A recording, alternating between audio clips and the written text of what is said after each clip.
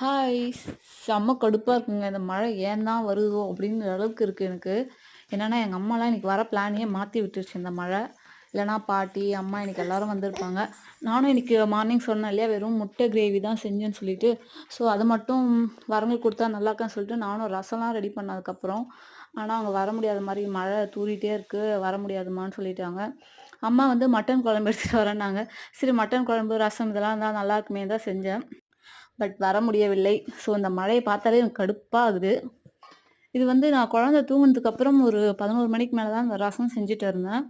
ரசம் ஹர்வினும் நான் ரொம்ப விரும்பி சாப்பிடுவான். ஸோ அதனால தான் ரசம் செஞ்சேன். அப்புறம் ரசம் என்னடா கொதிக்க விடுறீங்கன்னு பார்க்காதீங்க. அது என்னமோ எனக்கு அந்த நொர கட்டி வரப்போ ஸ்டாப் பண்றது ஏதோ பச்சையா சாப்பிடுற மாரி இருக்கும். அதனால எப்பயுமே ஒரு 2, 3 கொதி நான் விட்டு தான் இறக்குவேன். ஸ்மெல் சூப்பரா இருந்துச்சு. அதுதான் அந்த கை இப்படி பண்றோம் இல்லையா அது. அதுக்கப்புறம் ரசம் வச்சுட்டு கொஞ்சம் டயர்டா இருந்தது. ஸோ ஃப்ரூட்ஸ்லாம் நெறைய வீட்ல இருக்குன்னு சொல்லிட்டு, இன்னைக்கு மாதுளை ஜூஸ் போடலான்னு சொல்லிட்டு சுகர் ஆட் பண்ணாம கொஞ்சம் ஹெல்தியா சாப்பிடலாம்னு சொல்லிட்டு மாதுளையும், மில்க் மட்டும் போட்டு சாப்பிட்டேன்.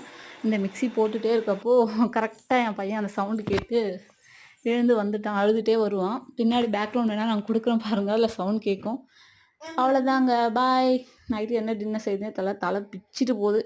பாய், பாய், பாய்.